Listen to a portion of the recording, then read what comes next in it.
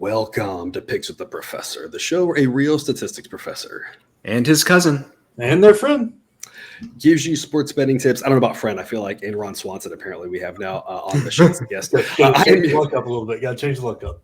I am your host, Professor Sides. For the latest updates, information, and picks, you can follow me on Twitter at Professor Sides. You can follow my cousin Jared on Twitter at Cousin Jared, and our friend Jake on Twitter at myfriend_Jake or at Ron Swanson, apparently.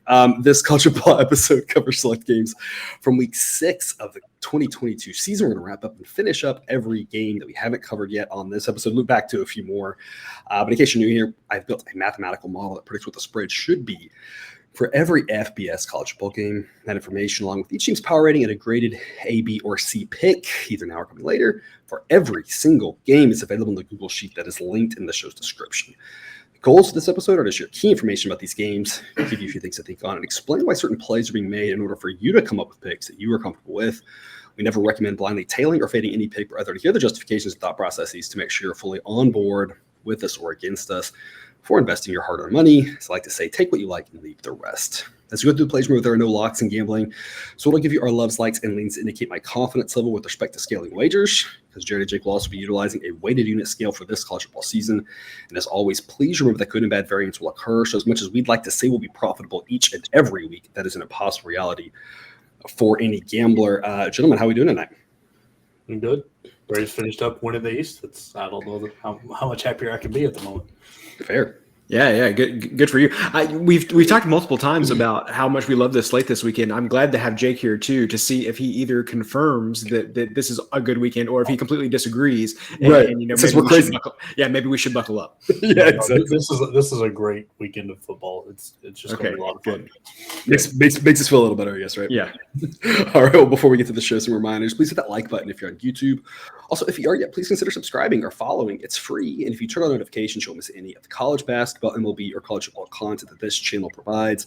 And as a reminder, we've started up a Patreon page for those of you looking to support the show. Membership starts at just $3 per month. Benefits include things like access to the play of the day, my favorite one across all the plays that I give out on this channel, our Discord chat group where we have a lot of fun, ad-free shows, and early access to the projected spreads. Again, as I always talk about, I'm a terrible marketer, but the early access to those projected spreads, I feel like shameless plug. Again, if you had access to these numbers on Sunday afternoon, when openers came out, there was been a ton of movement across some key numbers, so a lot of good value there.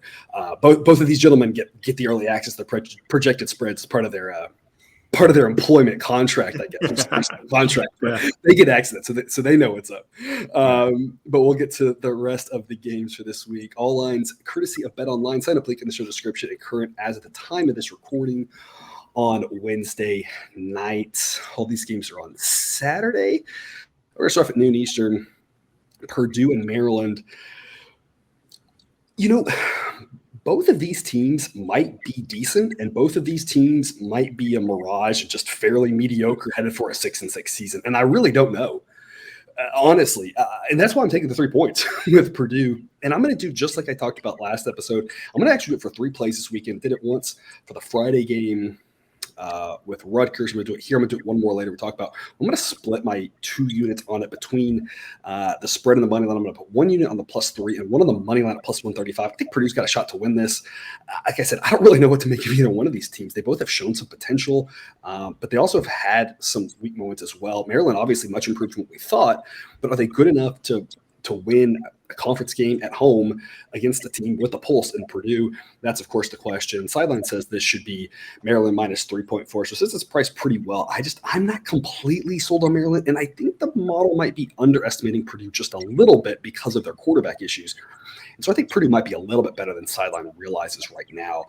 Total of 58. Because Jared, what's your take for us? Man, if anybody knows what's going on in the Big Ten West, I would love to know, because I feel like we have reached peak Big Ten West at this time with Minnesota losing last week, Wisconsin seemingly bottoming out, Iowa being Iowa, Nebraska being Nebraska, Illinois seeming to be on the up and up, and Northwestern Illinois exciting. Yeah, and Northwestern just, I don't know, being pitiful on offense. So I feel like we have reached peak Big Ten West, and so the answer is I have no idea what's going to happen in this game. Yeah. And I feel like I've said that in almost every Maryland game for the past couple of years as well. And so I just have absolutely no read on this game. I agree with you in the situation where I don't feel like I know anything about either of these teams really. Can't feel bad about taking 3 points. Yep, Jake. Yeah, see, I'm on the opposite side. I kind of like Maryland a lot here. I think it's a rough spot. Like, O'Connell didn't look quite like himself coming back from the injury or whatever. So, and I just don't think there's enough left on that Purdue team to keep it close, because the way Talia is playing right now, he's really, really on it. I mean, he's in the top 20 in yards, top 2 in completion percentage. Has got like 100 more completions and attempts than the guy above him. He's like, and his QBR or like rating and stuff puts him right around like Caleb Williams and Will Rogers and like some top tier guys and above Bo Nix. So I think he's really onto something. I think Purdue got really lucky with the Ibrahim scratch last week. Yeah. That had a lot more to do with it. So I think they're getting a little more, too much respect for beating a Minnesota team that was without their biggest weapon. Don't think they have enough on defense to slow Maryland down. Yeah, and my rebuttal to that is, when you lose a key running back, and obviously, arguably he's the best running back in college football. I don't know if it's hands down, but I mean, definitely up there, right? Yeah. We all would agree he's top 5. Very, amazing running back. When you lose a good running back like that, though, you can't dock the team but like 3 points or so at the most, maybe 4. In the NFL, it'd only be like 1, but in college, the difference is a little bit more. But I mean, there's a reason that spread, once that news came out in the morning, dropped from, 12.5 to 9.5 or so. It's about 3 points. I think that was right.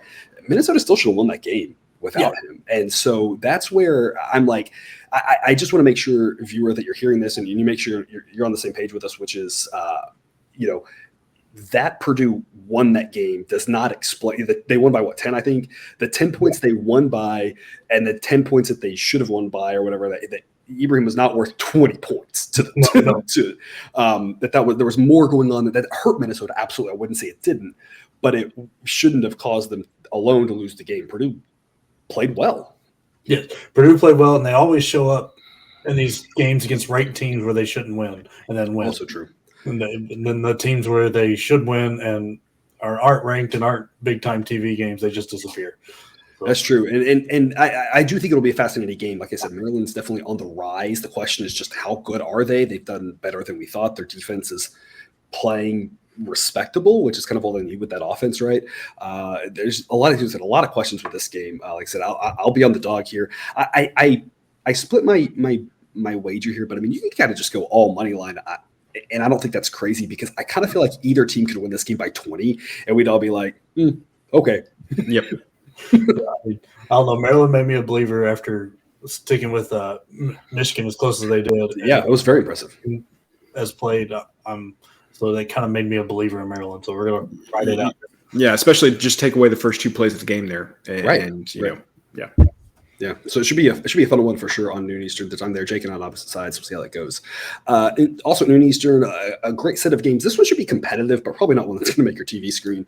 Buffalo at Bowling Green. Buffalo, according to Sideline, ranked 110. Bowling Green 120. So this is obviously not the best caliber of football. I'm going to lay the 2 with Buffalo. It's just a C grade pick. I mean, this is kind of a toss-up game. I'm just going to say I think Buffalo wins, so I'll lay the 2. But I don't think there's a lot of value in this. It's not what I really want to be invested in.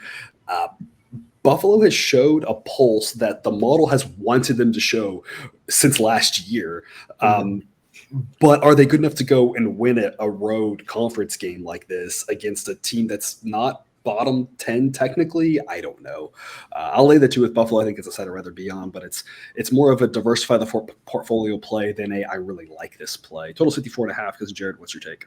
I don't like anything about this game. If I had to, I would lay the 2 points with Buffalo just because I have no faith in Bowling Green. If this got to 55, you could also consider a play on the under there just because I think Bowling Green is not going to want to get into a shootout with Buffalo. We saw what they could do against Eastern Michigan a couple of weeks ago when they put up 50 points on Eastern Michigan. So I think they're incentivized to slow this game down a little bit. But again, don't feel strongly enough about that, especially at this number. Jake? Yeah, I'm with you with Buffalo here. I think I kind of like them in this spot. Their defense is rough, but it's the rush defense that's truly god awful, and not their pass defense. And Bowling Green is super dependent on the pass with 15 of their 18 touchdowns coming through the air. So I think that Buffalo can take advantage of that here. Jake coming on strong with the Maction analysis here. I like. Yeah, that. yeah. Somebody's got to do it. Yeah, we got a job for you later on in the season. Yes, I mean I just I love Maction. I love Maction when we get to November because then I feel like we watch more of it. Right now, I just don't see a lot of it because it's just competing with other games. So we get to November though, I'll definitely be all about that. So if you keep coming with these Maction takes, I'm thrilled. Noon Eastern, Texas and Oklahoma. Texas 7-point favorite. We think Caleb Ewers is going to be back. We don't think that Gabriel's going to play for Oklahoma. That's not confirmed, though. He still might. We might be to the backup who looked fairly terrible last week. Now, granted, when he came in, they were already down. That put him in a tough position. A lot, yeah. So, but also OU was already down a lot, which says something else, right? That's a whole other thing to talk about. OU struggling now 2 weeks in a row. Maybe it's just teams with purple jerseys. I'm not really sure. Maybe Oklahoma's to their third string quarterback, our dear friend of the show, who's never been on the show or anything. But I mean, a guy with the name of General Booty is a friend of everybody. It's the only guy I can say. Yeah, exactly. So, quarterback situation not looking good for Oklahoma. I've got an A-grade play on Texas -7. Sideline says this should be a lot closer, but the quarterback situation is just all we have to really focus on this one. And this is one of those things where, the model's going to adjust to the QB situation, but it just happening in the middle of last game, it's not able to do that right now. And so we have to kind of like look and see how that goes. Oklahoma has looked terrible these last 2 weeks, really. And Texas weakness. The way to beat Texas is exactly what Texas Tech did in the second half. They kind of started doing it in the first half a little bit, but they really get to do it in the second half, which is run a lot of plays and run a lot of plays fast. What do you want to do if you're to your third string quarterback? It's probably not run a lot of plays and run a lot of plays fast. I don't think Oklahoma is set up to win this one. I think matchup-wise, I think this is a perfect spot for Texas. If Dylan Gabriel's in there and that offense is rolling, completely different story. Now they have the ability to do exactly what you need to do to throw off Texas and exploit their weaknesses. I don't think that's the spot. So I'm going to take advantage of the injury situation. I'm going to lay the 7 with Texas. It's an A-grade play. I don't like laying more than 7 really in this spot, but I think at 7, having that push protection on the number is really valuable. But this could get ugly. It just drops in confidence, of course, if it does get above 7. But I think this could get ugly. This feels like a game where Texas really takes out all their frustrations over the years of Oklahoma, the weird comeback situation from last year, Texas being a whooping boy for all the jokes, in this part of the world, the Alabama loss, the Tech loss. This feels like a take out your frustrations on your rival type game. This might get ugly here. I really think the quarterback situation for Oklahoma is just really detrimental to them. I'm going to lay the 7 with Texas. A great pick. Because Jared, what's your take? As far as the spread goes, this feels like the same game that's happened, I don't know, like 6 or 7 times in the past decade just flipped, where, Oklahoma seemingly has all the advantages. And you say, how is Texas going to stay in this game? And somehow Texas ends up covering or if not winning outright most of the time. So, I'm hesitant to make any predictions on the spread here. Although, let me interject. A lot of those I feel like haven't been Texas lost their quarterback the week before and now is scrambling for a new game plan. Yeah. It's been a weaker Texas team who's been looking ahead to this game and kind of like scheming up the perfect way, but it's been with their main offense and not with the second or third string quarterback. Yeah, very, very valid points. And looking at the total here, we're talking about quarterback questions, and you still see a total of 65.5. And so, me, of course, I want to say, man, this is a great opportunity to play the under, but I don't know how you could have, especially Oklahoma, watched any of these games and think that you want to play the under in this situation. Yeah, they've been torched. Yeah, regardless of who's playing quarterback. Yeah. So what I would say is even those quarterback questions here, people don't be fooled. Don't play the under in this game. I'm obviously not telling you to play the over either, but I just would say stay away from the total in this one. Jake? Yeah, I can't argue with any of the points you've made. I'm not making a play out here just because the injury questions. Like, if Ewers back, is he going to be the same guy that was playing against the first quarter-ish against Bama, or is he, how back is he? What's Gabriel going to do if he plays? I don't know. There's nothing here that I want because there's too many unknowns. So I'm just going to skip it. And probably watch it because it'd probably be entertaining one way or the other. But I don't want to bet on it. All right, 2 p.m. Eastern, Georgia Southern at Georgia State. This is an interesting one to me. Sideline says this should be Georgia State -1, and this is the most confusing spread I think I've seen from Sideline all season. Most of the time I understand why it's doing what it's doing, and I can sometimes say, oh, there's this injury thing that it's not picked up on yet, or I understand it just kind of respects this team or that team or whatever. But I know Georgia State's at home, but they have basically no home field advantage. They have basically very few people showing up, and I think Georgia Southern's kind of good. I'm just really surprised that Sideline doesn't say they should be favored. I think they should be favored. At minimum, it's a coin toss type game. So I'm going to actually take the money line rather than take the 2.5 points. They could lose by 2, obviously, but I just don't think that's extremely likely. With a higher total, I guess maybe it is, because a lot of points means a lot of different ways. Things can get wonky, but I'm just going to play the money line plus 118. It's a B great pick for me. Like I said, I see they're a better team. I think they can go out and win and give me plus odds in a coin toss-ish type game. I think there's some value on this play here. It's a B grade pick for me. Not big enough plus odds for an A grade, but I like backing Georgia Southern here. Total 66.5. Because Jared, what do you got for us?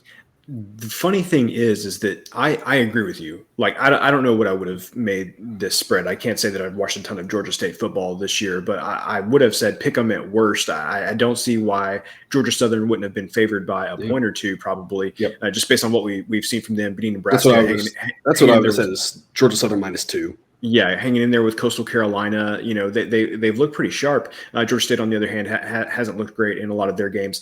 But you're not alone. The thing is all of the projection systems out there seem to have Georgia State picked to win this game. And so I don't think any of it makes sense. I like to have, like I said, I always like to have some statistical analysis backing up my picks here. But I think I would go with you on this one and just say I think Georgia Southern's the right side. All of the whatever the advanced models be damned. I just from what I've seen, I wouldn't go with Georgia State in this game. Yeah, Jake. Yeah, I'm all over Georgia Southern too. The Coastal Carolina game is really all you got to look at. They went Georgia State, beat them by 17, and Georgia Southern they only beat Georgia Southern by 4. And Coastal Carolina, so that would tell you playing the same team in different locations would give you a pretty good spot on that Georgia Southern's the better team. But so I'm really confused about this line that somebody knows something that I don't, but I'm going to play it with like I know. And Georgia Southern, I think, is the much better team here. Yeah, and it's going to come back, and Georgia State's going to win by 17, and we're all just going to be like, I don't know what happened. That's the way sometimes it goes away, right? Sometimes I feel like, and this is obviously personal preference, but I know there's a lot of people out there who will say, it seems fishy, I'm going to stay away. But like, I think sometimes the fishy plays, sometimes they are that easy. I think back, because we always joke about the Kansas State and Texas matchups over the last 12 years or whatever. And it's like sometimes it seems that easy and sometimes it is. So it's like when it seems fishy, you remember the fishy ones that you get burnt on, but you don't remember the fishy ones that you were right on. I feel like this feels fishy lines, we probably win those like 55, 56, whatever % of the time. I feel like those are usually strong plays. We're not going to win them all. We just remember the ones that we got burned.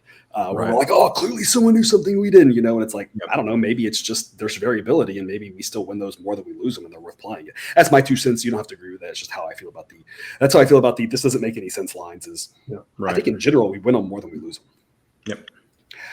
Saturday at 2 Eastern, more action here, Akron and Ohio. I'm going to grab the 11 with Akron. Sideline says it should be 10.3. Akron's terrible, but Ohio's not that much better. I don't know on this game. Maybe Jake can come back with some more hard-hitting action analysis. I just feel like bad teams giving double digits in action makes sense, right? Like sometimes these action games, every once in a while, you'll have like one a week that turns into like 39-10 or something crazy like that. But otherwise, like these games tend to be close. Like just give me the 11 points. But I don't have enough faith in Akron to wager more than just 1 unit on it. So I'll be invested in Akron here slightly. See, great pick for me grabbing the 11 points. Total's 59. Guessing Jared, what do you have for us? You took the words out of my mouth. 2 bad teams, and I'm getting double digits with one of them. Like, I'm not going to be personally invested in this game, but if I had to pick a side, definitely, why would I not take 11 points against a bad Ohio team? Akron's maybe worse, but Ohio very bad. So give me double digit points, sure. Jake. Yeah, if I was going to make a play on the side, I would take Akron and take the points. But I'm actually going to play the over. I don't think defense gets involved in this game whatsoever. Ohio is yet to let in less than 30 points this year. And, I mean, Akron plays faster in the top 25 in plays per game. And it's like they're running about 80 plays per game in their last 3. I mean, I know one of those includes Tennessee, but that was a blowout. So, I don't know. I think this is going to rain points because I don't think either team can figure out how to stop anybody. Jake, with all the Maction takes, I feel like someone out there, and the data's all in the sheet if someone wants to do, someone out there should go see, like, how's Jake doing on Maction so that by the time we get to all those Wednesday games, we know, like, do we just blindly back him or do we just blindly fade him, right? I say don't do that, but, like, I feel like he's got all these things. He's either going to be, like, sneakily, like, 70% on Maction games, and we're going to be like, dude, he knows the Mac, right? Or he's going to be terrible on it. Like, I feel like it's going to be one or the other, man. There's no in between, but, yeah, filling out the podcast here with the show here with all the Mac takes. I love it. 3:30 Eastern, Virginia Tech at Pittsburgh. My goodness, disappointment for both of these teams. Obviously, Virginia Tech not very good. Sideline has them down to 87th. I mean, that's pretty bad. Has Pittsburgh down to 51st. I mean, Pittsburgh's definitely the better team. They're home here. Last week we said we can kind of excuse the Georgia Tech thing. You had the new coach the first game, that sort of thing, the weather, maybe Pittsburgh, I don't want to say overlooking their opponent, but just not looking at them in general, looking out of nowhere, looking at the weather, I don't know, or girls, who knows, right? I'm going to take the 14.5 with Virginia Tech, and I'm going to give this a B grade play, getting the hook here. My whole analysis of this game, more or less, is total's 41.5. You're giving me 14.5 points. That's golden. Like, Virginia Tech's defense should be able to frustrate Pittsburgh's offense kind of the same way Georgia Tech did. And I think Pittsburgh is more likely to win this one. I don't think they lose, but, like, winning by more than 14, like, that's not easy when there's just not a lot of points. So I just think it's way too many points for this low total. If this was a game where we thought it'd be a track meet and 66 points or something, it's like, totally different story. But I mean, this total is so low. I just think it's good to get the hook here. So I'm going to take the 14.5 with Virginia Tech's B grade pick. Because Jared, what is your analysis? I like your breakdown there. This feels like Pat Narduzzi's dream game where he can just get up 10 points and then just, like, sit on it and not have to score anymore. Just line up in the I formation, run right up the middle, 3 plays in a row. Win 13-3. Yeah. And so I agree. Even as bad as Virginia Tech is, like, we have barely seen anything from Pitt this season that would make you think that they would even want or have the ability to get outside of this number, because I think Virginia Tech's defense is still solid. Especially considering, how many plays they've had to defend and all that stuff, because their offense just hasn't been doing anything at all. So, I think taking the points in this game is definitely the smart thing to do. Jake? Yeah, I don't know what Pittsburgh did last week. I'm just with Georgia Tech. So, I don't trust Virginia Tech at all. So I'm staying away from this game. But do you think Narduzzi is trying to, like, make up for all the points they scored last year? He's like, I got to keep my average respectable. We got to bring this back down to earth. Yeah. I mean, maybe so. No, but I did have to think about it for a second. Like, deep inside, he was angry about all last year. Like, no, I don't like this. And obviously, like, right, obviously we're making jokes here, but there is something to be said for, we have seen a lot of times coaches, especially in football, I think we've seen it a little bit in basketball too. Baseball, you don't really see as much, but you see hockey too. Coaches sometimes stubborn, and they get a coordinator who does something a certain way and it works, and then they say, but now we're going to win playing my style of football. And we've seen that before. And so it's not that he doesn't want to score maybe, but it's not impossible for it to be a situation where it's like kind of that I also want to prove we can win doing what I want to do, that sort of thing. I mean, that's not out of the realm of possibility here. Yep.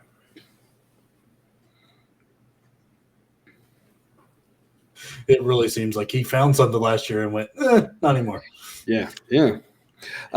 More action here, 3:30 Eastern, Kent State, Miami of Ohio. I've got an A grade play on Miami of Ohio, plus 5.5. They let us down last week. But this, I think, should be really a coin toss type game. Sideline says it should be Miami of Ohio by half a point. Miami of Ohio is ranked 104th, Kent State 100th. I mean, bottom line is both these teams are decent for MAC schools. They're just not, they're better than the Akrons and the Ohio's, but they're not obviously good football teams. But it's hard to really say that, like, I do think that Kent State's better, but I don't think they're that much better. Going on the road here, Winning by more than 3 and 4, two really key numbers, seems like a tall task. Obviously, I'd love this even more at 6, but I still think 5.5 is tremendous value just because I really think this is a tight game late. I think somebody wins this by 3 or 4. Don't really know who and don't have to care. Getting 5.5 points, I think there might be worth a shot on the money line as well in Miami of Ohio just because it's plus about 200 or so. And again, I think it's kind of a coin toss game here. I think maybe a little bit of an overreaction to what Miami of Ohio did last week. The model knows that and is penalizing them accordingly and still says they shouldn't be this big of an underdog to Kent State. Give me Miami of Ohio plus 5.5 A grade pick, total 57. Cousin Jared, what do you got?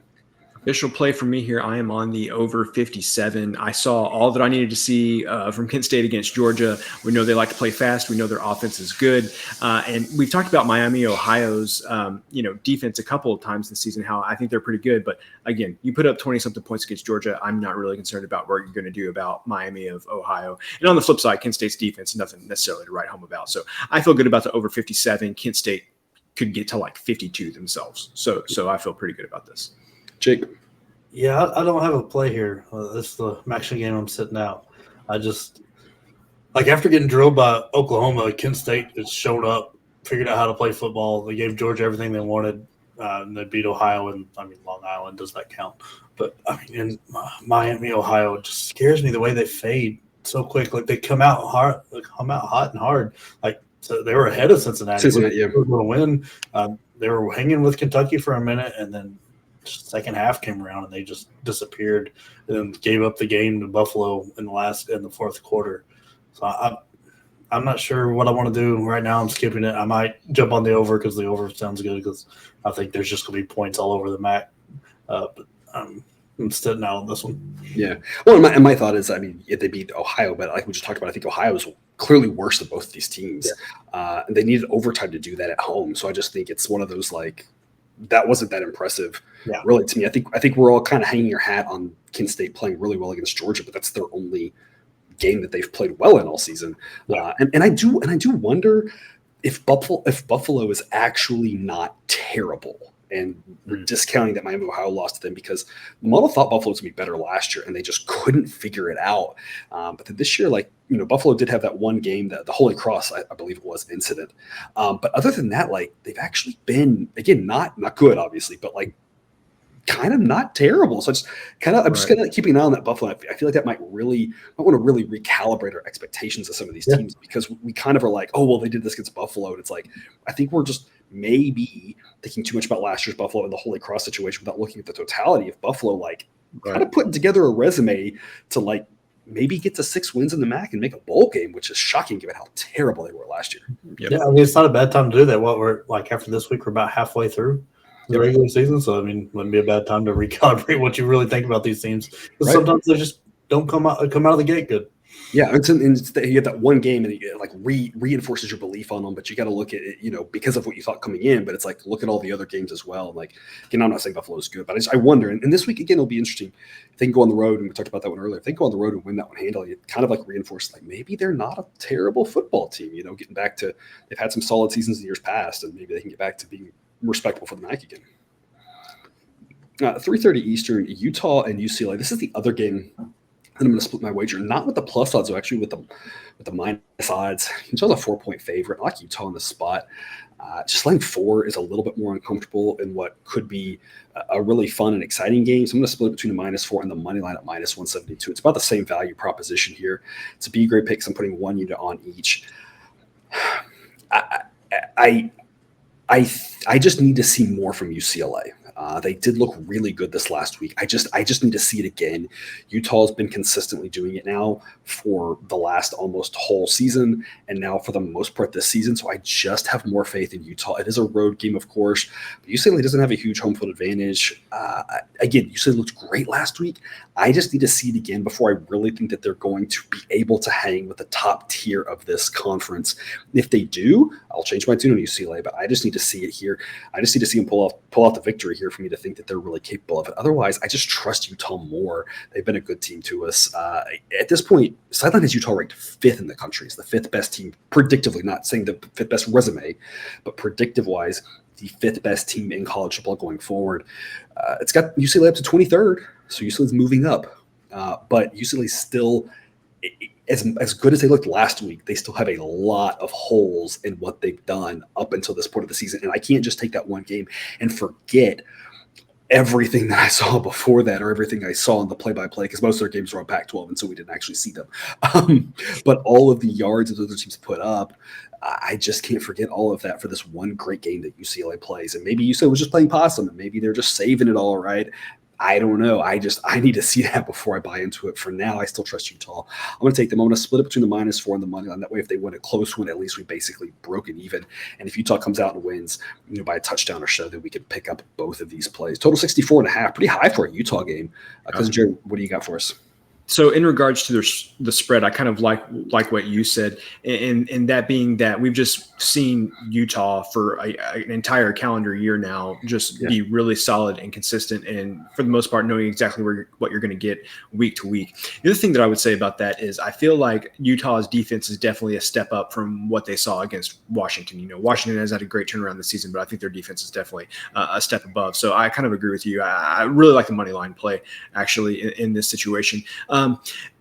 The thing that I would say about this total, I would be very tempted if this got to 65 or 65 and a half to play the under here. I was going to ask you what your buy point on the under was, because I feel like Utah's defense can do some things to really frustrate UCLA, and that's going to make this number seemingly hard to get to. I was going to ask what your buy point was for that under. Yeah, it's really close to it. I mean, it was one of the ones that I've been kind of watching all week. And the reason that I say that is I feel like UCLA's offense is a much better version of what Oregon was, or not a much better version, but a better version of what Oregon was last year on offense. And we saw what Utah did to Oregon in both of those games they played. Oregon just could not get going at all. So, I have more faith in Chip Kelly than I did, whoever the OC was at Oregon last year.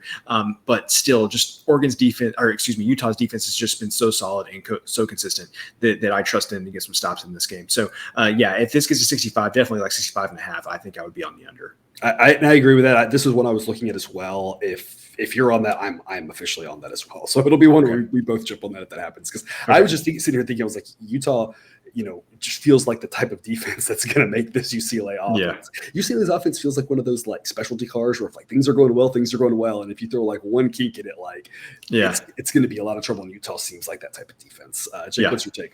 Yeah, reading from my notes here, it's not fair.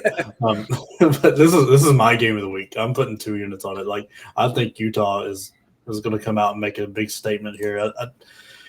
That their defense is so much better than anything UCLA's seen this year. And I mean, as good as DTR was, and I'm not even going to try to say the running back's name last week against Washington, like with that highlight play, making Washington guys tackle each other as he walks into the end zone was just incredible. But you're not going to get that going against this Utah team. Cam Rising is playing very, very well. He can run the ball. He's not like a super threat with that, but they've got enough with the running backs and that offensive line that they're going to take that offensive unit off the field and keep it. So I think the under is a very good play here too. I wanted to get to 65 and play the under there too, but I'll probably be jumping on it at 64 and a half if it stays there. But right now I'm just on Utah -4 because I don't think UCLA's got it in them to keep this under a touchdown. My thought here too, the last thing I'll say about this is that I've been really impressed with Utah's offense as of late. I think they're getting better by the game. They feel like they just really started slow. Just every week I've been a little bit more impressed. It's a little more explosive. Those receivers are getting an extra step. The blocks are looking just holes are a little bit open up more. I think their offense looks better and better and better. But I'm not sure that means they'll score a lot of points in this game, because I think the game plan is going to be grind it out, slow it down, have long, slow drives. So I think it's one of those where I am keeping it on that Utah offense, and I think they're not just a blind underplay depending on who they're playing. And I think you saw last week they could score a ton of points.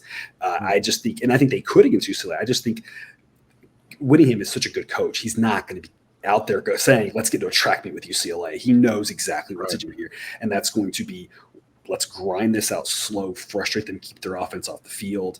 And so as much as I like what the Utah offense has done, it's like I don't think they're going to be trying to put up a ton of points here. I think they're going to be trying to be efficient and not quick. And those are obviously two different things. Yeah, I really think the game plan is going to be grind it out a little bit and slow this one down. Yeah, they're looking for 9-minute touchdown drives. Yeah. 3:30 Eastern, Ball State at Central Michigan. I mean, copy paste what I said about Akron, Ohio. I'm going to grab the 7.5 with Ball State. It's a C grade pick. I don't trust Ball State whatsoever, but I'm getting more than a touchdown in the MAC game. And neither one of these teams excites me now. They are both a little bit better caliber than Akron, Ohio, at least. Sideline is Ball State 112 and Central Michigan 97. Don't be fooled by Central Michigan's 1-4 record. They are better than that. I expect them to make a little bit of noise here in the MAC, even though their record doesn't look good right now. But I'm just going to take the 7.5 in a situation where winning, a lot of these MAC games end up being close, and it wouldn't surprise me if Central Michigan wins this by, 3, 4, 6, 7, something like that. They are the better team, and they are at home. Maction, give me points is really my thought, but it's, again, not a very confident play. I just don't want to lay more than a touchdown in this setting, so I'll be on Ball State here with a lean. Because, Jared, what is your take? I agree with you because I agree that Central Michigan is better than what they have played this year, but the thing is they have played that way this year, and those outcomes have been what they are. And even if I think they're the better team, it would be hard to lay more than a touchdown in this spot. That's kind of how I would rationalize this. Yeah, Jake. Yeah, I'm jumping on Ball State with you. I'm hoping for once I can be on the right side of one of their games because I get it right this year, but I think they've got something with Paddock and Jackson, or with Jackson averaging like 11.5 yards a catch, with his long being like 30 yards. So it's just every catch being 10, 15 yards. Yeah. And then what Paddock threw for 400 last week. I think they might have found a little something there. And I think Central Michigan's a better team, but I definitely don't think it's about more than a touchdown if it is that. But, I mean, there's a decent chance Ball State wins this game, I think, but we'll see. Yeah, it feels like it should be close, and fireworks. Last team has the ball kind of wins, or maybe Central Michigan's up, 14 late, and Ball State goes down and scores and gets the backdoor for us. A total of 63.5, so a lot of points makes the backdoor even more likely as well, making the 7.5 more appealing. Should be a fun one, though, like I said, with such a high total. 4 p.m. Eastern, what probably won't be a fun one. Ohio State at Michigan State. I don't care. Whatever. I don't care. Because say something about this game, because I don't want to talk about it. I don't know why sideline is still backing Michigan State at this point. Like at some point, it's gonna learn its lesson. Yeah. Professor, if you have it brought up there, how has Michigan State's rating changed over the past 4 weeks? Maybe from the past few weeks, from the point maybe that we were backing them playing at Washington and continue to back them. And so have we almost bottomed out at this point, or do we still have some room to go? I will say it hasn't gone down enough. We're still backing them and losing. Yeah. I don't know where it is. Jake, what do you have for us on this one? I'm taking Ohio State because the one thing Michigan State is really bad at is guarding the pass. And considering that CJ Stroud didn't have to get his big game last week, he needs to up his stats a little bit to get to the Heisman, and what a perfect combination for this game to show up.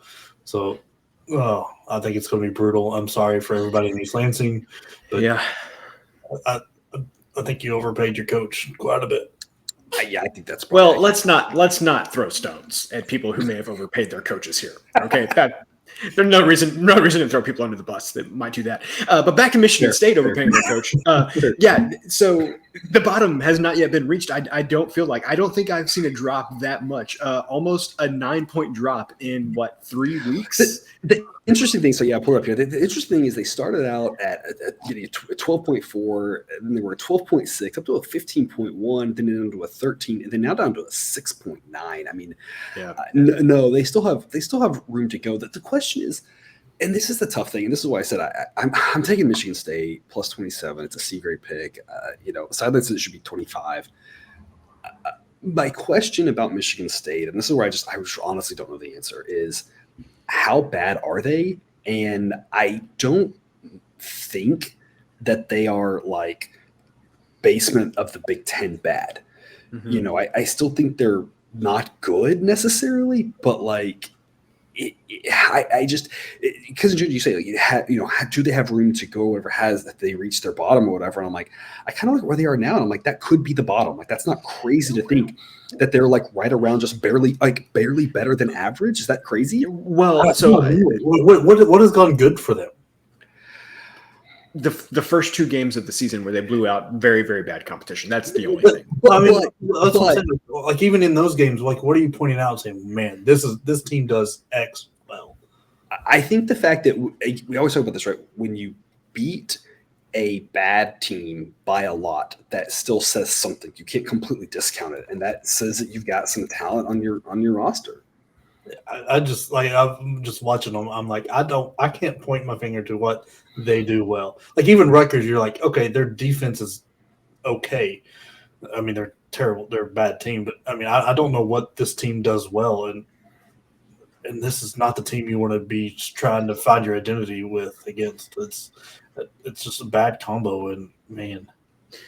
Yeah, I mean, I think I may have found the bottom here because here are some teams that are ranked immediately below Michigan State. So North Carolina, Oregon State, Syracuse, Miami, Pitt, South Carolina, Washington State, Tulane. Aren't they right in that group of like, we have a lot of questions about those teams, right? Well, yeah. Well, where I was going with that was even if you put them below all of those teams, that's only like a 1.5 drop. Yeah. And so I think that might be the bottom here is maybe a 1.5 or 2 points lower than what they currently are. Because then you get down to like UAB, Coastal Carolina, Marshall, UTSA, Troy. Like I think they're better than all of those teams. And so, yeah, I think we're getting close to the bottom. I agree. And the biggest thing is I wish this was 28. If this was 28, especially 28 and a half, I mean, I really could see Ohio State winning this game by 28. Obviously, we could all see Ohio State putting up 77 points because we saw them doing it against Toledo, right? So that's obviously on the table too. Didn't Michigan State beat Ohio State last year, and kind of mess up with their chances for the playoffs? I can't remember. I can't remember. That sounds very possible because Michigan State had a fantastic season last year. Yeah. Like I said, obviously we could see Ohio State running away with this game, but I could realistically, I think the most likely scenario is either 24 or 28. And that's why I think 27 is a pretty good price because I just think those are the two most likely. Michigan State might accidentally keep it close because they do have some talent. They might get blown out. So obviously the tail cases are there. Like I said, I would actually like getting 28 and a half with Michigan State. I feel a little bit more confident with that. Conversely, if it was down to 24, I feel like that's a pretty good number to lay with Ohio State. I just think 27 is too much, but I'm very nervous about Michigan State. They have not looked good the last several weeks, and that's concerning. Yeah, I think this game ends on around 28, so 27 is probably about the highest I'm going. But yeah. I guess, but all that to say, if this does get to 28 and a half, I will add more to Michigan State, and I will hate doing it, but I will do it out of principle. Also at 4 p.m. Eastern, Washington, Arizona State. Hey, Arizona State covered last week for us, right? So for me, I don't know who else was brave enough to back them. But, hey, I got a winner with Arizona State. I'm going to do it again. Plus 13 and a half against Washington, though. At home, it's just a C-grade pick. I want 14. I want 14 and a half. I can easily see Washington winning this by 14.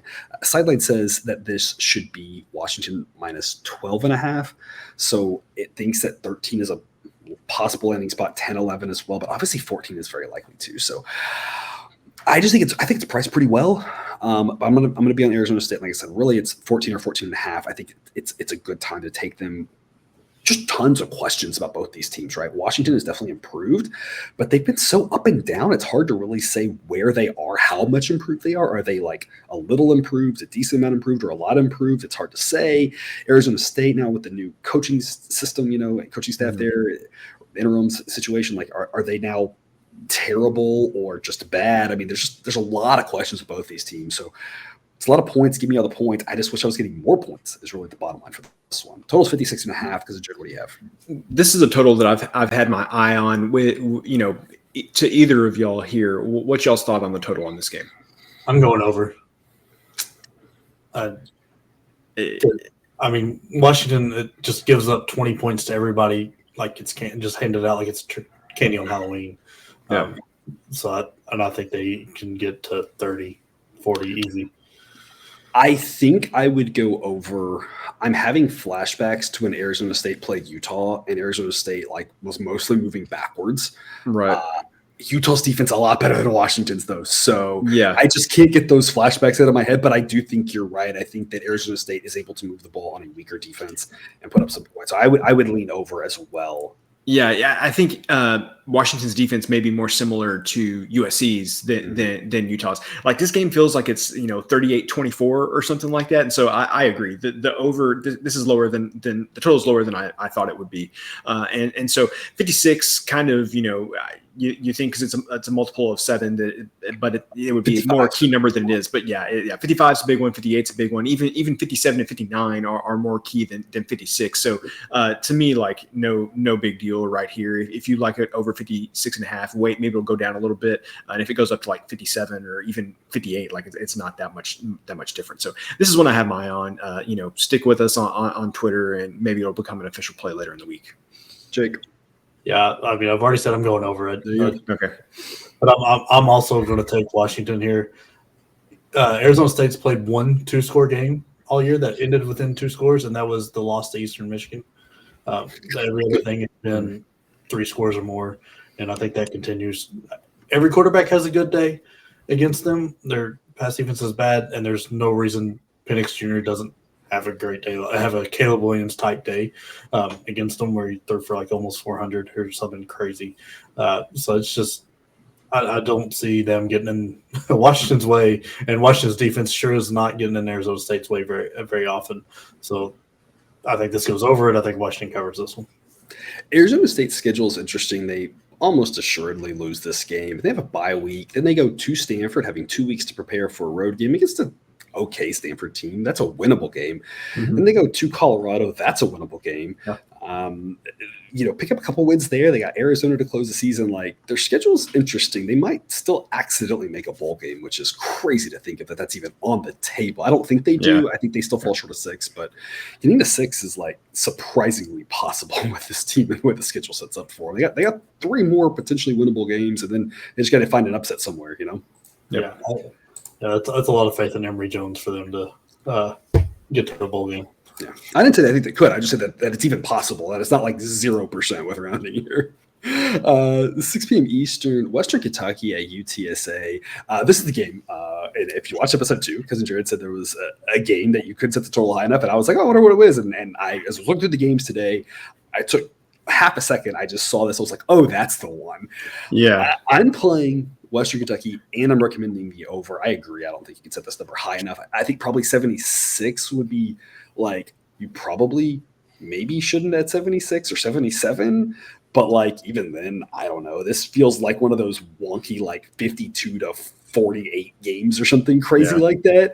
I'm going to take the 6.5 with Western Kentucky. It's an A-grade pick. I think it's closer than that. I think it's every time every team has the ball, there's points. I think this is going to be a super fun and exciting game. I don't necessarily know who wins. I just hope Western Kentucky doesn't lose by 7. I'm going to grab the 6.5 with them, A-grade pick. I'm going over the 73. Sideline says this should be UTSA -3. These teams are pretty close to each other just in talent. Yeah. Western Kentucky got to this total by themselves against Florida International. That's obviously not going to happen here, but I think they can redistribute those points. And I think 77 is a pretty reasonable number of points to be had in this game. I like both of those picks there. Over in Western Kentucky, maybe sprinkle a little bit on the money line with those massive plus odds, just in a who the heck knows. It's going to be fireworks and a crazy game, and maybe you get the massive plus odds winner there on the Hilltoppers. Cousin Jared, what do you got? Man, I really like your analysis, because these are the type of mental games that I like to play with myself. I said, what would the total have to be for me to play under on this game? And I think I landed at 80. I think if it were 80, maybe I would consider playing the under. But yeah, there's no way I'm playing the under. 84.5. Yeah. Oh yeah, definitely. Love the under. That's my number. That's my buy point. So I'm waiting on this to get 7. If it gets to 7, I'm going to take the 7 with Western Kentucky. If you become a Patreon member, get access to the Discord. This is something that we talked about earlier in the week, that when this line was at Western Kentucky +5.5 or +6, I think just a little something on the money line here is not a bad idea, just because, the points may not matter in a game this high scoring. Whoever has the ball last has a great chance to win this game, I think. And so, I think you're going to get some crazy good plus odds here. So even if it doesn't get to 7, I may just put a little something on the Western Kentucky money line here. I think it's just too much value to pass up. Jake? Yeah, I can't add anything. I'm waiting for 7. I'm not going to play the total. I don't know. I don't know why. I just can't get myself to do it. Just out of principle, I don't like playing totals over 70 because it just makes me nervous. But Yeah, I'm just waiting for Western Kentucky +7 because I'm sure it's going to get there, and then I'll play it. Cousin Jared, what would be your number to play this over at? I want to say this opened somewhere around 70. I mean, kind of like Jake just said, like totals at 70 is just not good. 67 or 68, I'd probably think about it. But man, God, just anything above 70, I just don't think I can bring myself to ever do. It'd have to be in the 60s. We talked about this one a little bit. We teased it when we talked about the Kansas TCU over yesterday. So we had a comment from a viewer wondering what your number would be for Kansas TCU. Because you talked about you don't think they can make the number high enough, so it would indicate kind of like you're liking the over. Like, what would be your number on the Kansas TCU game? Kansas and TCU. That one probably. I mean, that would have to – I don't think it's a number that's feasibly going to get to. I don't know what it is right now, but it'd probably have to be like 62 or something like that. Really? 62, 63, 64. I'm a little bit worried after what I saw from Kansas last week against Iowa State. And I know Iowa State is a well-coached defensive team, but my thing with Kansas is like, I mean, we've talked about this so many times. Like, I want to keep back in Kansas, but I feel like it's more with my heart than with my brain. And the thing is that I saw for the first time some cracks in the offense last week, and it's still kind of in my mind, like, is this all going to not necessarily come crashing down, but like it's Kansas. Like, eventually they're going to have a couple of bad weeks in a row, and so I will admit that part of that is like a mental thing with me in Kansas. My take on that is Kansas played Iowa State's game. That's because Kansas doesn't have the athletes to play their own game. I think Kansas is going to play TCU's game this weekend, and I think that's going to lead to a lot of points. So that's my take of why I went over 68. It's at 68.5 now, and like we said, 69 probably a key number there. It's tough because when you get to those numbers, you do need more touchdowns, so the field goal math becomes a little bit less relevant because you just need a lot of touchdowns. Because if you get a ton of field goals, you're never going to get to enough points. Yeah. So you get counting different butts. Okay, 7:00 Eastern, Appalachian State, Texas State. Look, I'm going to take the 19 with Texas State at home. It's a lot of points.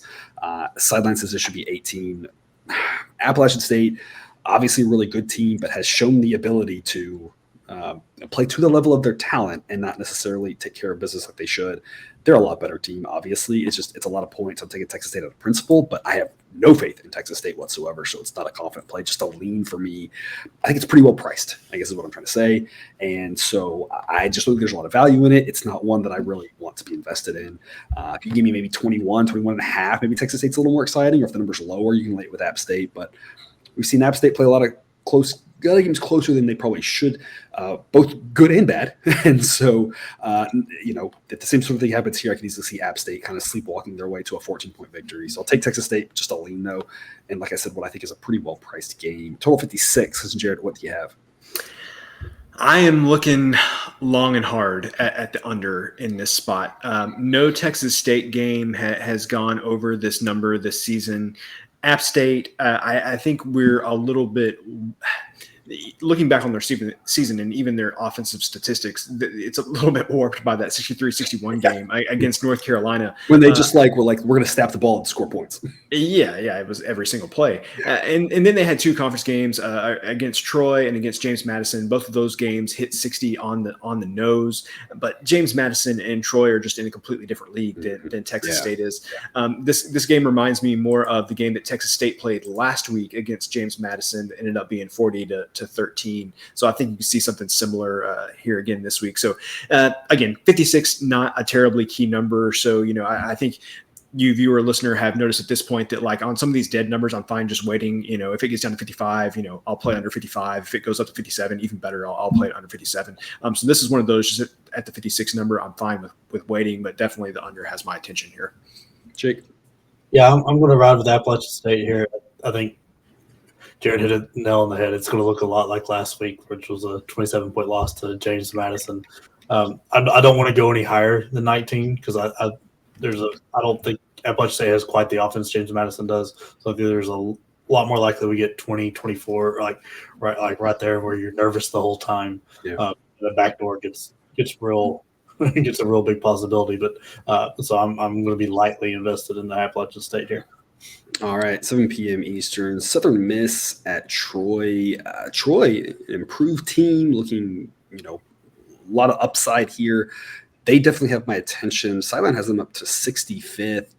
Southern Miss is ranked 75th. I don't know about y'all. That surprised me. I guess in my head, I'm just thinking of Southern Miss not being anywhere near that good.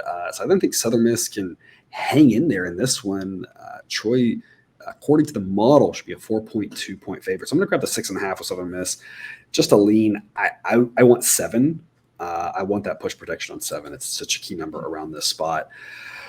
But it's kind of a similar thing we talked about previously. Total 44, it's a really low number. So it could easily be a low-scoring, tight ball game. Like I said, I really just want the 7. So 6.5, it's a lean for me, grabbing the points of Southern Miss. Like I said, Troy has my attention. They're moving on up in the model, but they haven't cleared Southern Miss by enough for me to warrant laying a reasonably big number against a decent Southern Miss team. Because Jared, what is your take? So I agree that if this were 7, you could talk me into Southern Miss. I think they're an under the radar solid team. They played Miami close earlier this season, beat Tulane. So like they have some good games on. That Tulane win looking more impressive by the week. Yes. At the beginning, no one thought anything of it, just whatever. But now it's like, that was a good win. Yeah, absolutely. So I think that I would probably take the 6.5 points here as well. The total though, is a low number. I would caution everybody. I don't think I would play the over here. Too low to play the under. But there's a reason that this total is what it is. Troy, very good defense. Southern Miss loves keeping the ball on the ground with. I don't know what his first name is, but he's Frank Gore's son.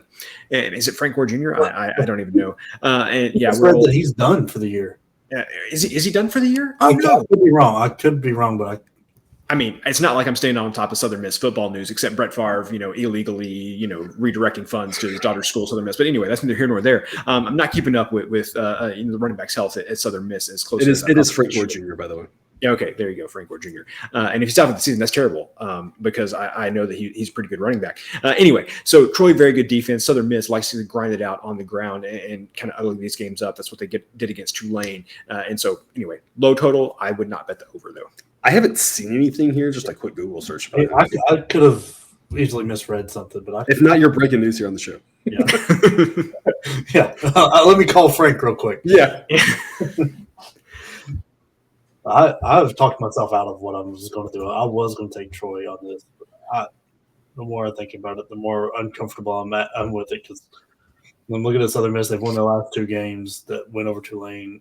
It's looking so good, and I can't get myself around on Troy, so I'm going to sit. I'm going to sit this one out because I'm not comfortable with anything I want to do here. Okay. Like I said, I haven't seen anything here on that, so hopefully he's still healthy and playing. 7:30 Eastern, South Carolina and Kentucky. I'm going to lay the 8 with Kentucky. It's a B grade pick. I really want 7. This number's coming down. Sideline says that this should be Kentucky minus 10.3. So, we're on the right side of 10, being a semi-key number here. I think my thought on this is I know Kentucky has question marks, but I still just have more faith in Kentucky, more faith in their defense, and somehow still more faith in their offense than what South Carolina offers. So it's one of those where it's like, they got the better defense, and I have more faith in their offense, and they're at home. So it's like, laying single digits seems like the smart move. I would just rather lay 7, have that push protection there in case they win by exactly 7. But I still think Kentucky's the right side here. It just feels like one of those games where we might look back on it. Of all the games this week, it feels like the biggest one that we might look back on and say, how was Kentucky not favored by more when they're clearly the better team at home? This number just seems short. It's just I'm giving myself the room here to add more on it if it gets to 7. I just can't give it an A grade at 8. Like I said, I'm just hung up on wishing it was 7. So maybe that's a little bit foolish of me, but I'm still going to be invested in Kentucky. I still think it's a good side to be on at 8. It's a B grade pick. Total 48.5. Because Jared, what do you have? Everybody knows that I have lots of Kentucky thoughts, always have lots of Kentucky thoughts. And so this one might even be difficult for me to articulate all of the thoughts that I have on this game. Obviously, you want to look at the under in this situation, right? Because the type of the game that Kentucky wants to play, and that Rattler is going to have some turnovers, and it's probably going to prohibit the South Carolina offense from getting going. But the thing is that I am so confident that Rattler's going to have turnovers, and some of them may be on his end of the field. Kentucky may get a couple of short fields here, and that's, the game between Kentucky and Florida still went under 52 or whatever it was. But there's a big difference between 48.5 and 52 in a game like this, and so I feel like Rattler, we know he's going to make those turnovers, but the problem is that Kentucky may make him pay when he has those turnovers, and so that kind of is what scares me off of the over in this situation, just because I do think that Kentucky can get some good field position. I do trust their offense enough to get some points out of those. Mm-hmm. So that kind of what scares me off of the total here. But on the flip side, though, Kentucky, when this line was at 10, it was Kentucky by 10 earlier this week. 10 and a half, I think, at one point. Yeah, and so that was just that's too many points based on the type of game that Kentucky wants to play. Yeah. Now getting down to laying 8 points, now we're kind of getting somewhere. Yeah. So I'm like you. If this gets down to 7, I'm for sure going to be on Kentucky. I just think that they are a much better team, and that Rattler's going to make those turnovers, and Kentucky will make them pay for that at some point in this game. So if this gets to 7, I'm going to be on Kentucky, even if it sticks around 8. This may be something that I put a unit on. But at this point, no reason to rush. Let's just see what it does. Jake. Yeah, I'm so confused by this. It's like South Carolina's getting credit for beating up on some terrible teams. I don't know. I mean, Rattler's got the worst quarterback rating, QBR, whatever you want to call it, in the SEC, and I don't see how that changes against a pretty decent Kentucky defense. Yeah. And, I mean, Kentucky just got Chris Reynolds back. They're coming off a heartbreaking loss to Ole Miss. So I think they're going to take some anger out. I don't think South Carolina is going to get anywhere near the way. I think this could look a lot like that Georgia game. And I mean, Kentucky's defense is not as good as Georgia, but I don't think it matters because Spencer Rattler's going to handle the ball whenever he feels like it. So I've got one unit on Kentucky, but if this gets a 7, I'll be adding to it. Yeah, if this was a noon kick, it could be a little bit of hangover from last week's sleepy crowd, right? You could talk me into South Carolina pulls the upset or hangs in there early, but the night crowd, it feels more like they're going to be fired up and, like you said, take out the frustrations of last week when they had a real chance at pulling that one off and just literally gave it away at the end of the game. I'm like y'all. I feel like 7's a much better number. It's where we're all adding to it, but even 8, I still feel like I said, because you're no rush, but I still feel like even 8 just still seems low. Kentucky's just a much better team. I don't understand why this went down. Me either. Maybe someone will point out in the comments that someone's injured, but if it's like one injury, again, most of the time one injury is half a point. I mean, it's not much unless it's a really key guy or it's multiple guys. If it's we talk about if it's half the offensive line is the flu, that's a problem, right? But otherwise, most of the time the injuries and the sicknesses or whatever just don't really mean much with regards to how we project a game unless it's certain key guys or a lot of guys. Otherwise, it's usually really small in reality. 7:30 Eastern, Army at Wake Forest. Let's have a moment of silence for this game from last year. I mean, that was just unbelievable. That was unbelievable. Yeah, total of 67. So we're expecting some fireworks again in this one. I'm going to lay the 16.5 with Wake Forest. It's a C grade pick, just a lean. Sideline says it should be 17.9. We're on the right side of 17. I don't know. It's a lot of points. Under 14, I'm at 14 or under. I'm more excited about Wake Forest. On the other side of 14, it's just a lot of points. I'd rather be on Wake Forest. That's the direction I go with it, but it's not an exciting play here. We talk about Army and the style of play, how that can frustrate teams. And last year, I guess it didn't because they scored so fast. You just never know how that's going to play out. So it's a lot of variability this game. So just not one I don't really think this is an investable game personally. I think it's maybe more fun to keep an eye on and see if Army can keep it close, see if there's any – I don't want to say shenanigans in a weird way, just shenanigans in a the triple option is shenanigans, right? And the fun that can create. I think it's one to keep an eye on, but I just don't really think there's a good spot to invest with regards to the side. Because Jared, maybe you can give us an angle, a lean on the total here at 67. Nope. Yeah. What I was going to tell you was that games like this, you don't need to be invested in to enjoy, because there's going to be a lot of points. I think it's going to be exciting. You're going to see two offenses that for the most part could not be more different from each other. Yeah. And so that always makes for, styles make fights kind of thing. Obviously, I mean, looking at the total here, right, you want to say play under. I mean, it's 67 points. There's no way they can play this game exactly the way they did last year. Army, when their offense is humming, they chew some clock. But the best analog for this game that Army has played so far this season is the game against UT San Antonio. And granted, that one went to overtime, but that total ended at 79. And so, like, I just don't see how you can, in good conscience, play the under here. And the thing is that it's just that there were a lot of stops in that UTSA game, by the way. It's more than I would have thought. Like, if there were fewer stops, which is what you see here, it could easily be 79 in regulation. Yes, exactly. And the thing is just Wake Forest defense last year just could not get any stops at all. Like, Army could not chew up clock, because that's one of the things you generally count on in like Service Academy totals, is they're just using up a lot of clock. And Army was not using up any clock on their drives. Way too fast. And that kept Wake's offense in rhythm, because then they were right back on the field. Yes, and it kept Army's defense tired, and their defense is used to getting rest, and they weren't getting any rest last year. Yeah, and I can't say that anything I've seen from Wake Forest this year makes me think that their defense is going to be a lot better than it was last year. So high total, don't play the under though. I don't think you should do it. Jake.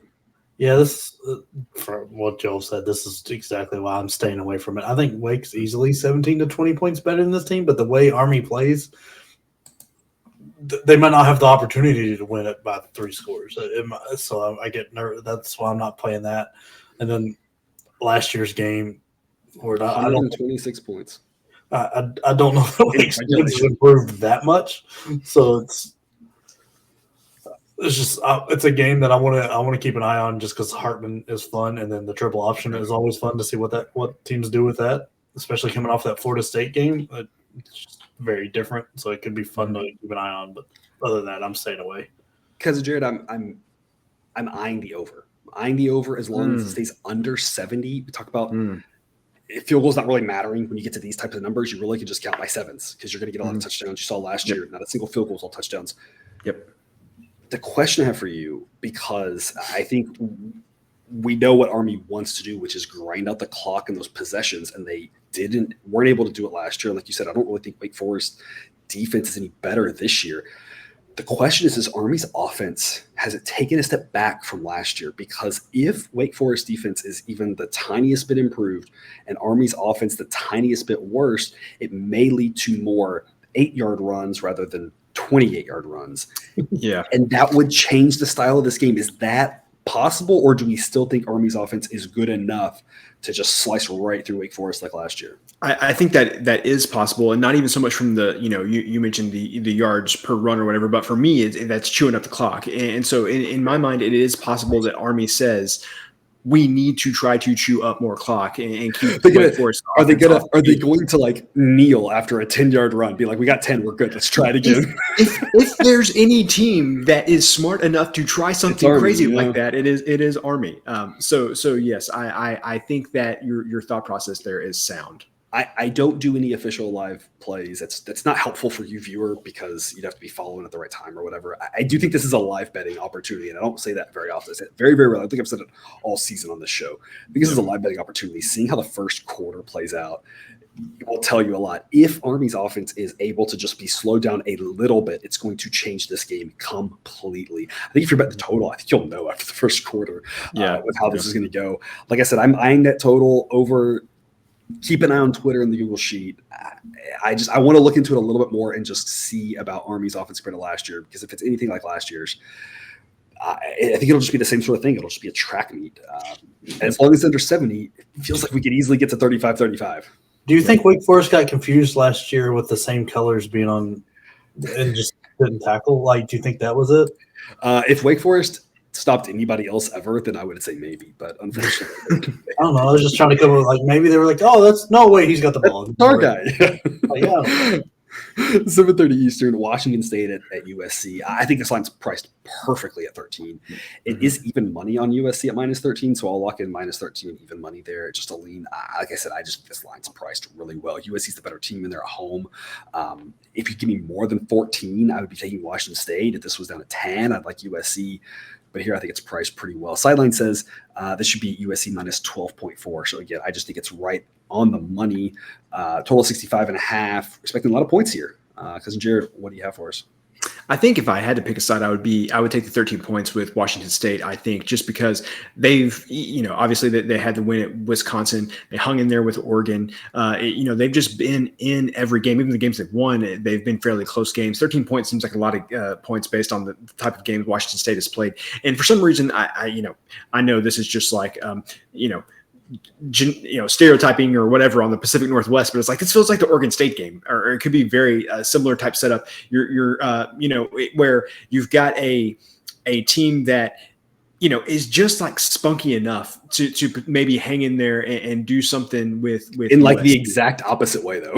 Yeah, in the exact opposite way. So I think I would take the 13 points, just kind of based on what I've seen with Washington State this year. That seems like a lot of points for just the type of games that they've played in. But and USC, I mean, yeah, if USC's on, they're going to win by more than that. But they've had as we've said, a hitch in their giddy up at times this season. Yeah. So it just kind of depends on what you catch them on. My rebuttal to that on Washington State for I don't know how many times this season would be if Oregon knew how to score once they got to the 10-yard line. Yeah, that is true. Oregon wins that game by like 40. So that's true. That's my only rebuttal to that one. Jake, what do you have? Yeah, I'm not going to play a side right now. I'm going to take the over because I think the state of Washington and overs is a great way to go right now. Because the way both teams just love to score points and do not like getting in the other team's way because they want the ball back faster. And they figured out that is one way to accomplish that goal. Like we can get the ball back and we get to have more fun.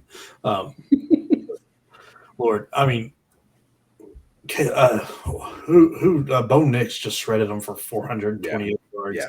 What's Caleb Williams going to do with Jordan Addison running around out there? Yeah. And it's not like USC's defense is really. I mean, once they don't intercept the ball, teams are running all like. They gave up like 20 some odd points to Arizona State. Yeah. I mean, McKee had 220 yards, and we know Tanner McKee from Stanford. He's just an excellent quarterback. And I mean, Hainer had 117 and a half. Like, and then the backup came in who just lost to UConn and threw for over 100 too. Like, Emory Jones threw for 243 on USC.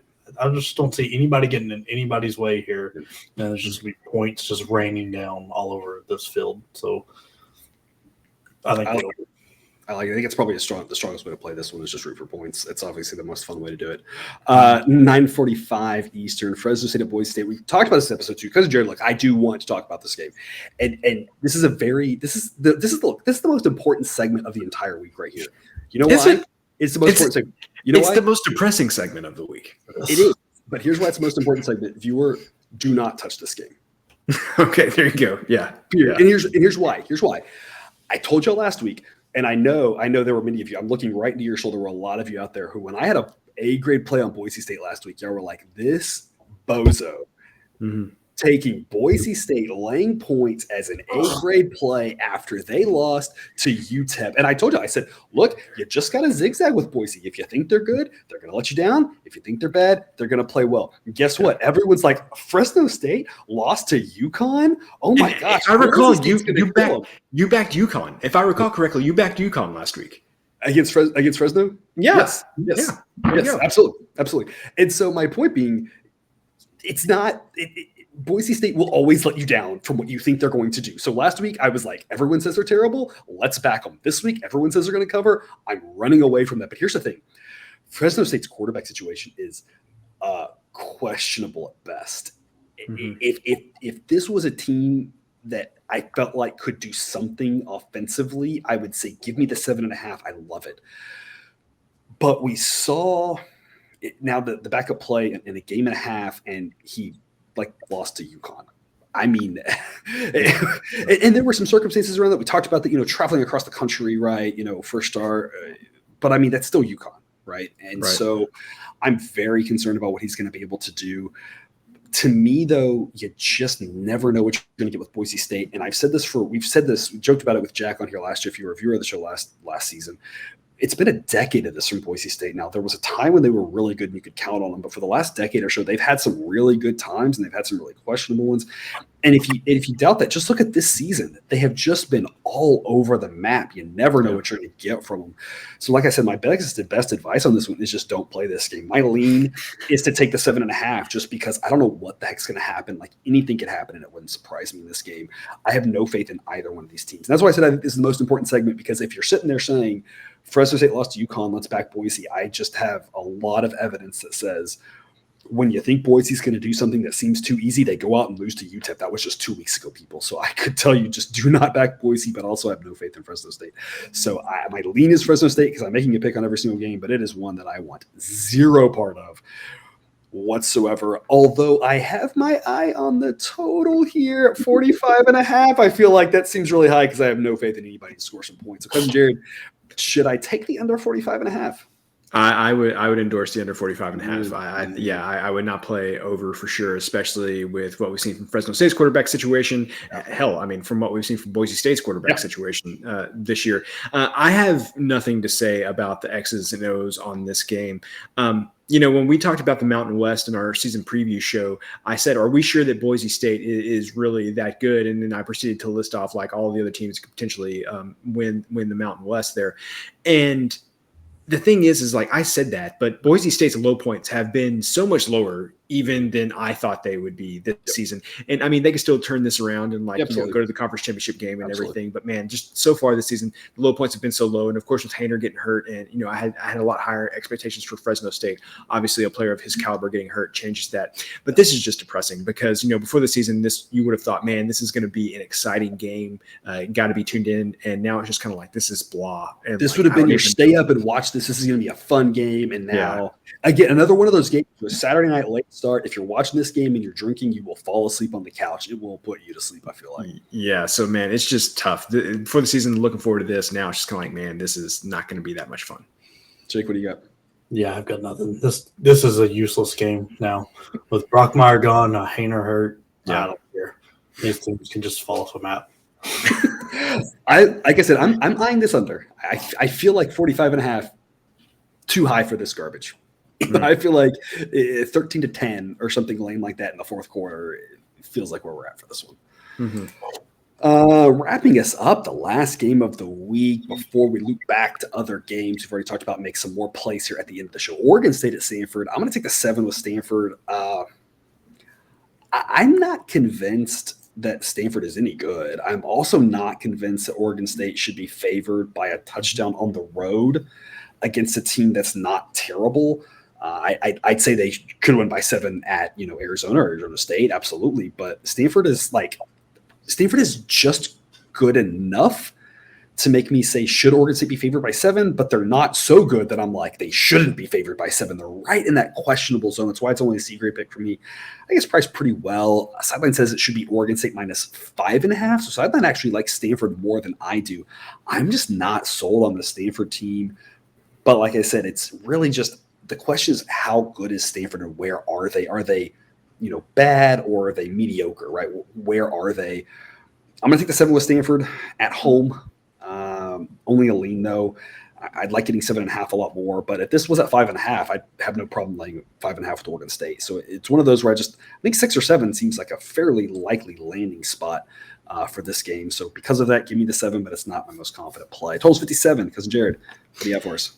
Kind of related to what you just said there. When I'm looking at the total of this game, my first thought was I want to go over the 57 because what we've seen from Stanford so far this year, they every conference game they've played has gone well over that number. Except Oregon State. But when I really think about that, even like not even talking about Oregon State for a second, but when I think about Stanford, how many points has Stanford scored this season when the game is like completely out of reach? Yep. Whether it's the game against USC or Washington or Oregon, I feel like Stanford has been done a pretty good job of scoring garbage time touchdowns this season. And you mentioned Oregon State. and the reason maybe you like taking the 7 points here is Oregon State going to get far enough ahead to where there's going to be a lot of garbage time in this game? Because if there's not a lot of garbage time in this game, I don't know how much I trust Stanford's offense to put up enough points to get over 57. So just be wary, people. You're going to look at Stanford's games and you're going to see a lot of them have gone over. You're going to see this number. You're going to be enticed. I would say I think it really depends on what you think of Oregon State. If they're going to get out way ahead and there's a lot of garbage time, sure, this goes over. But if this one is, a 10-point game, 14-point game for most of the game, then I think it's going to be tough to go over 57. I actually would lead under on this one, and it's one I'm going to look into as well as potential play. 57 seems like a lot for Oregon State because we saw how high-scoring USC games were, and then we saw USC play Oregon State. The game was 17-14 or something like that. Oregon State just grinds you out. They play pretty solid defense, but their offense is pretty miserable. They got into a quasi-high-scoring game against Fresno State, and that barely got over this number. And Fresno State's offense, that was with Haener healthy, is worlds better than Stanford. So it just feels like that was playing at Fresno State's pace. Now, if we're playing at Oregon State's pace, at a better team, they should control the pace. They want to play this as a low-scoring, boring game. I feel like this number is inflated because of all the high numbers for Stanford. And it's like, if you really look into it, I feel like you're getting some value here just taking this under. That'd be my take and my lean and my maybe that's a play I'm looking at adding later on. Yeah, and I feel I want 58. Yeah. This could I could see this being similar to Boise State Oregon game that ended at 51. So I think that you're probably onto something there. Boise State Oregon State, Yep. Jake, what do you got? Yeah, has anybody told Jonathan Smith to not dress his receivers up in the opposing team colors yet? I don't think so. No. Cool. I mean, Nolan throws 8 interceptions on the year, and he pulls him halfway through last game, and the guy comes in and throws 2 immediately. Something's happening in practice, and it's not going well. It's not good.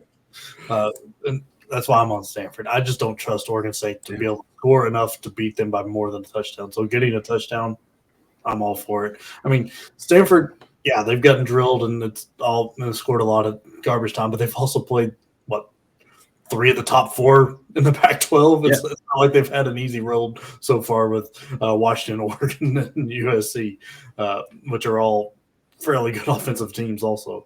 So I like the under. I'm not going to play the under here. It opened at 59, has come down to 57, so I think people are seeing that too. But I'm kind of watching the under, but I'm definitely playing Stanford not with the points. Yeah, it feels like a total that should be lower, and the narrative being low-scoring, grinded-out game, going to be like 13-10 late, and then we're just hoping for not a late front door cover at the end on a useless score when they can just run the clock out. Oregon State wins by a field goal or something like that. Like you said, they're the better team, but I'm with you. I just don't trust them to win by a lot. I'd like a hook though. I feel like they could easily win by 7. A hook would be a lot more exciting. All right, we're going to move into the kill the clock offense. I'm going to turn it over to Jake, and you're going to try to kill a fourth quarter for us, and then we'll do the 3 meals and go home segment where Cousin Jared and I look back and add on to some things we like from earlier in the week. Jake, what do you have for us? All right, I've got my eyes all over this Duke game. I can't pull a trigger yet because I don't know what to make of Georgia Tech after last week. I'm so lost off that game.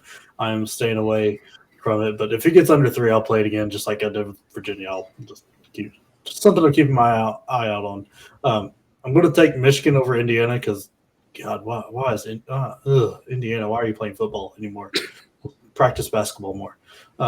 So we'll take the Michigan. I think it's at 22.5 now, but I don't see that getting any better. I'm going to take Florida State. I've talked myself into it, and I'm probably going to regret it. But I'm going to take Florida State plus the 3 points.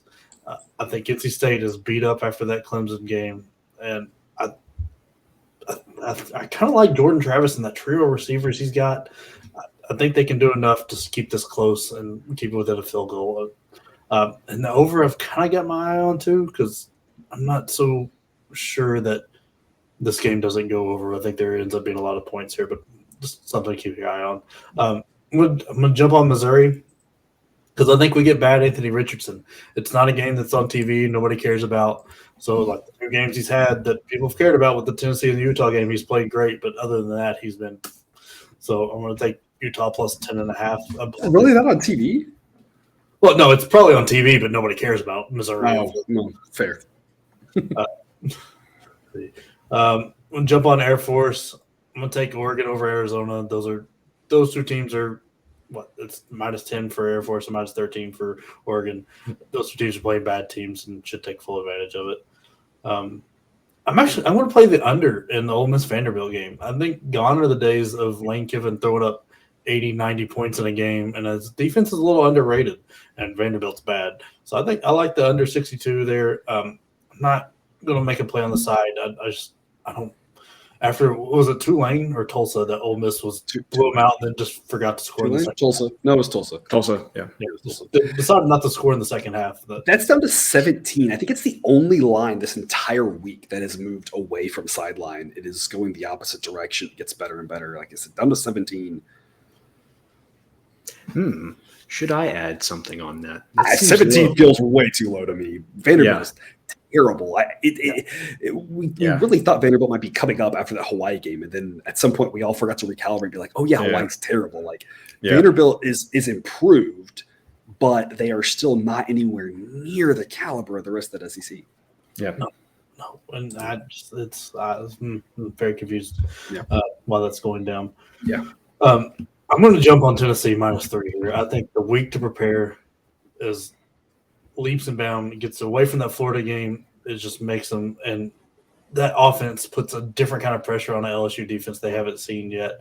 And Tennessee's rushing defense, which is very key for LSU, is a lot better than people are giving them credit for. They're letting in – at the rate that Tennessee plays, they are still letting in less than 100 yards on the ground a game.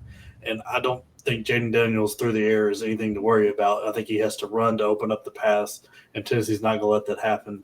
I know we're not getting Cedric Tillman back, but I forget the name of the DB we're getting back who was supposed to be a big-time guy for us this year. He's going to get to play in his first game after being hurt. So that only improves this defense.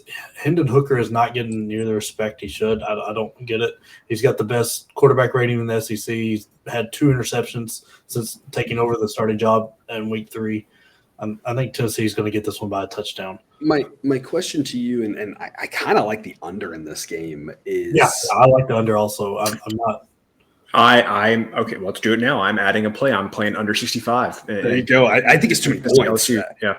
My question, Jake, and doesn't LSU's defense bring an element that Tennessee's offense hasn't faced as well? Yeah, I just don't think they're deep enough to hold, like at the pace because to contain them all game. You think they'll contain them, slow them down, get the under, but it won't be able to. They won't be able to contain them the entire 60 minutes. Yeah, and like what I'm saying, I don't think Tennessee's going to blow them out. Like I've heard people say like 14, 20. No, I think it's like 7-10. So when I'm getting -3 at plus odds, I like that a lot. So I don't think it's a blowout. It's going to be a tough game, but it also being at noon and keeps that crowd not being so crazy too. That also helps. I'm going to jump on Bama because this is the Saban revenge tour too. Yeah. I don't care who's playing quarterback for this because I don't think anyone can score on that, and I think Saban's mad about Jimbo and then losing last year too. I don't think that one goes bad.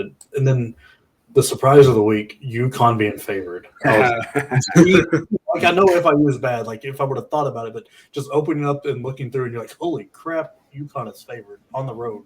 Yeah. I'm still taking that because FIU is terrible. Yeah. And that is all my plays. All righty. So then that takes us to 3-0 and go home, Cousin Jared. Just talked about it. Tennessee and LSU. I'm going to play under the 65. That just feels like a lot of points for a game in Baton Rouge. I know Tennessee's offense is great, but they play fast. Yeah, but I still have enough questions about LSU's offense where I don't feel like they'll just be. I feel like to go over 65 in this type of game, that LSU's offense is going to have to contribute some too, and I just have enough questions about them that I think that they can, play just poorly enough and to get under that 65 number. Then the other game. My only fear on that is tight game in overtime. That's my only fear there. Is that if it goes overtime. I feel like that's the way it goes over because otherwise I'm like, I just don't see how it gets there unless we get to overtime. Even that, when they played Mississippi State, the one time the LSU's offense looks good was they took advantage of sort of missed kicks and some turnovers Mississippi State had in the fourth quarter. Mm-hmm. Other than that, it was like a 10-13 game. Yeah. It was pretty low scoring. And then Louisiana Monroe and Coastal Carolina. I decided I'm going to put a unit on the over 57.5 there. So every Coastal game has gotten to at least 58 this season. And Louisiana Monroe, they haven't been super impressive with their point totals this season, but they played Alabama and Texas. They played an FCS team, and then they played Louisiana. Which that game was just a slog. Yeah. So I think that it was like they literally played it in a bayou. Yeah, that is what it seemed like. And so the best analog for this game is actually the game that Louisiana Monroe played last week against Arkansas State, where we easily got the over. That game got into the 70s. Not exactly the same stylistic play of offense, but similar in at the pace they want to go between Coastal Carolina and Arkansas State. So I think this game can get over 57.5 as well. If you listen to the Bet the Board podcast, they are on Louisiana Monroe in this spot, taking the points with them, talking about how Louisiana Monroe can sell out and stop the run. And you could also interpret that as maybe you would want to look under in this spot. But I just have enough faith in Grayson McCall, the quarterback for Coastal Carolina, that even if they sell out to stop the run, I think McCall can make them pay. He's a good quarterback. So over 57.5 in the Louisiana Monroe Coastal Carolina game. That's exactly what I was thinking. Sure, sell out, stop the run. And I have seen Coastal Carolina then put up many a 60-yard touchdown pass. I mean, I can just I don't see how it. I think I said this earlier when I took Coastal Carolina. I don't see how it's drastically different than the Georgia State game, and there were a lot of big passing plays there, and I think it's exactly the same thing that happens here. And of course, that also leads you to more likely having it over because it's going to be some quick scoring. Yep, that's all I got. I have one more. We talked about Tulsa and Navy on the first episode. That was 6.5, and I said I loved Tulsa in this spot. Navy is very bad. I've been impressed with Tulsa. That is down to 5.5 for some reason. So this is exactly why I only put the 2 units on. I said I'm waiting for it to get back down to that 6 or 5.5 number. It is now down to 5.5, so I'm adding my third unit to it. Tulsa minus 5.5 is a fantastic play, in my opinion. One of my favorites of the week. They're good, and Navy isn't. Well, I think there's much more to it than that. And because Jared likes to say with these service academies, you have to be leery about laying a ton of points in those situations because you never know how the game's going to go. It may be hard to win by a lot, but 5.5 isn't a lot. It's only one score. Tulsa can get that done. Yep. You think that's a handshake deal between all three of them? Like, hey, we're going to play the same style. We may be better or worse every year, but we're all three going to play the same funky style. No, I think it has to do with the not being able to get star athletes to those places, and so trying to maximize what you can do with. I like my idea. It is. It's more fun. Yeah. As I'm often saying, sometimes we don't need reality to run a good narrative, right? Yeah. All right, gentlemen. Any parting words here before we get into? We already got a winner. We already got a winner here. On week 6 with UCF covering and the under. So we all got all winners here. Any other parting words before we get to the rest of week 6 action? I'm excited for this weekend. I think it's going to be good. Maybe the most excited I've been since the first or second week of the season. Same boat. This is a very exciting weekend. And the Braves aren't playing, so I don't have to be nervous about anything. I do agree. We talked about it all weekend. There's so many things we like, and I think it's going to be kind of hopefully a weekend that rights the ship. This sets up to be a weekend where I think we're going to get a lot of plays right, and if we can get some of that good luck to balance out some of the bad luck we talk about, just if we can also get a couple of those plays that like you win and you have no business winning, it feels like it could be a really big week. We're going to get some of those eventually. They may be spread out. You just never know when they're going to come, but they're coming. We're going to get some stupid wins. But if we could pair them up with a good week, it's going to be monumental. So I'm hoping for that. I'm excited as well. So many fun plays, so many good plays here. All right, well, that's all we've got then. Thanks for tuning in to another episode of Picks with the Professor. Check out the website if you haven't yet. It's www.pickswiththeprofessor.com. We also got that Google Sheet in the show description with all the spreads and all the picks. Don't forget to subscribe so you can ensure all the sports betting content we provide on this channel is dropped right into your feed. We'll have baseball playoff action coming soon, so that'll be a lot of fun and always tons of college football content. So we'll see you again later on. As always, best of luck. And remember, you can eat your betting money, but please don't bet your eating money.